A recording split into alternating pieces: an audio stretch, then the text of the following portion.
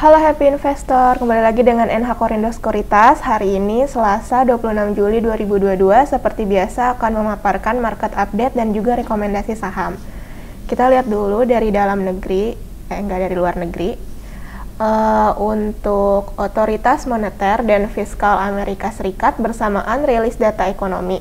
FFR Juli diproyeksikan naik 75 basis poin dan GDP pada kuartal 2 2022 diproyeksikan tumbuh 0,4% secara Q&Q, membuat Wall Street awal pekan ditutup mix. Saham sektor energi menopang penguatan Dow Jones 0,3%, mengimbangi pelemahan Nasdaq 0,4% jelang Big Tech Quarterly Earnings.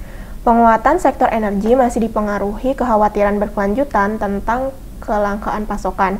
Harga minyak mentah Amerika Serikat, baik WTI maupun Brent kontrak September 2022 masing-masing naik 2% ke level 96,70 USD per barel dan 105,15 USD per barel.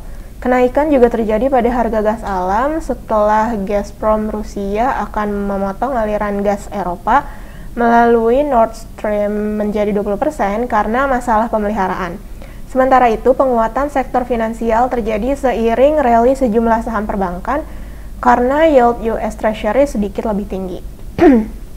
Dari dalam negeri sendiri, wait and see dorong minat safe haven, yield 91 FR turun 9 basis point. Sikap investor menantikan hasil rapat FOMC Kamis dini hari membuat IHSG hanya mencatatkan transaksi senilai 9 triliun rupiah kemarin. IHSG ditutup melemah 0,4% ke level 6.858 poin setelah sebelumnya sempat menyentuh level psikologis 6.900 pada perdagangan sesi pertama.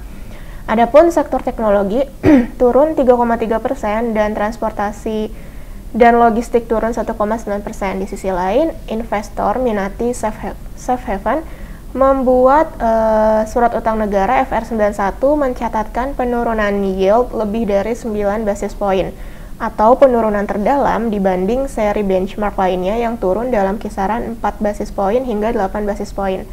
Investor mencermati potensi kenaikan FFR periode Juli di tengah sikap dovish BI yang mempertahankan BI 7 days reverse repo rate di level terendahnya 3,50%. Jadi kemarin itu IHSG ditutup melemah ke level 6.858,41 dengan volume transaksinya 23,3 miliar lembar dan nilai transaksinya sebanyak 9,18 triliun rupiah.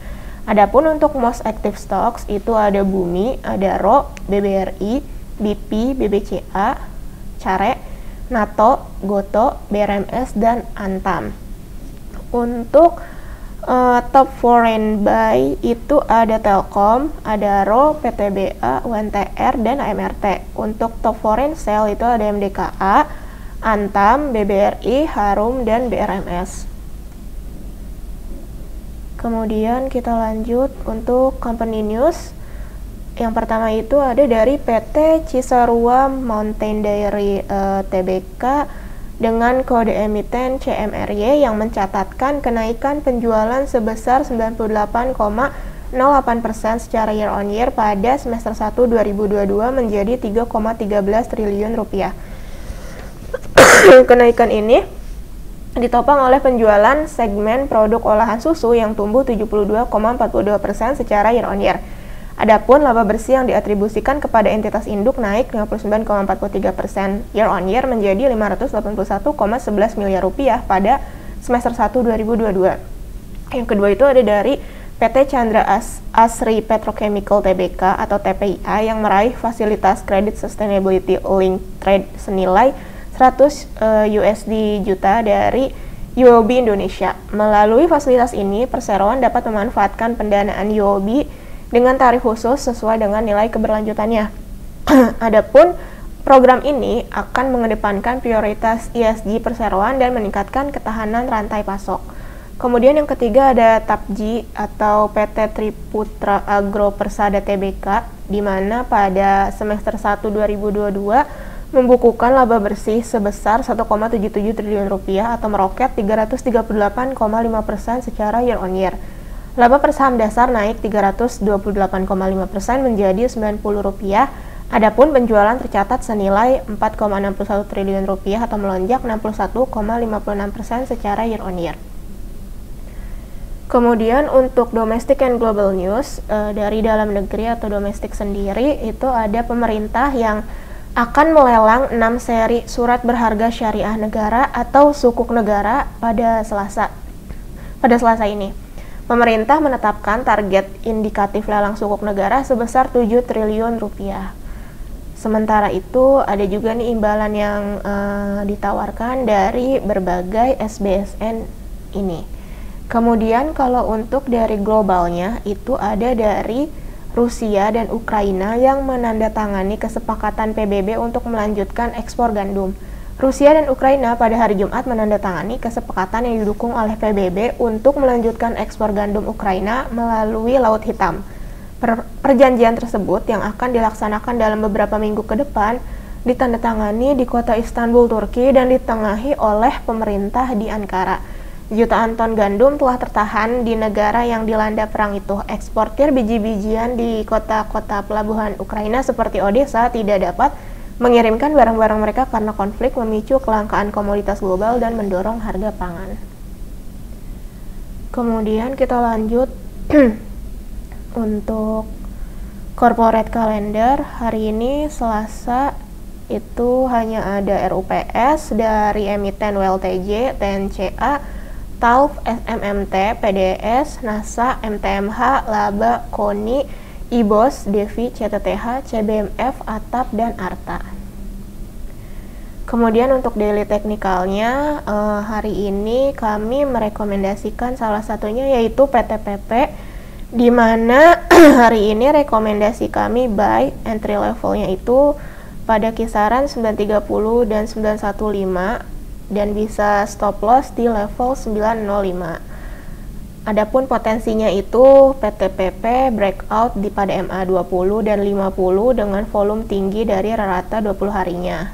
Jadi dengan demikian terbuka peluang penguatan menuju target 965 sampai 970 atau level previous high di sekitar 990 hingga 1000. Kemudian yang kedua ada dari Adaro, di mana hari ini kami merekomendasikan buy entry level di 3100 dan 3080, stop loss di 3030.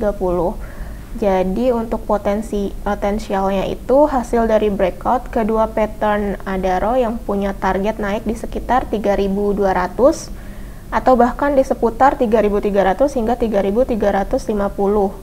Kemudian juga tutup gap di angka 3430 yang bisa diartikan sebagai area profit taking. Yang ketiga ada dari UNTR. Hari ini kami rekomendasikan buy entry level di 30350 hingga 30575, stop loss di 29600. Potensialnya UNTR punya target naik di sekitar level previous high yaitu 33300 sampai 35000. Kemudian ada dari PT Indika Energy Tbk, rekomendasi hari ini buy, entry level di 2510 sampai 2490, stop loss di 2470. Potensialnya Indi punya target naik di sekitar 2850 hingga 2870. Kemudian bisa average up di atas MA50 atau di sekitar 2580. Kemudian ada dari Inco atau Vale Indonesia Tbk, rekomendasi kami buy entry level di 5.600, kisaran 5.600-5.400, stop loss di 5.275. Potensialnya jadi Inco mengakhiri tren turun jangka pendeknya dengan breakout resisten MA10 dan 20. Kemudian menggunakan Fibonacci retracement dan MA50 untuk mencari target naik jangka pendeknya itu di level 6.000 hingga 6.100 atau 6.500. Kemudian ada dari Akra, PT AKR Corporindo Tbk. Hari ini kami rekomendasinya spekulatif buy, entry level di 1095, kisaran 1095 dan 1080, kemudian stop loss di 1045. Adapun potensialnya itu Akra breakout pattern flag dan berhasil bertahan di atas ketiga MA. Terus juga targetnya itu setinggi flagpole menunggu di area 1180 sampai 1200. Average up-nya itu di atas 1115. Oke, sekian mengenai paparan market update kali ini. Terima kasih.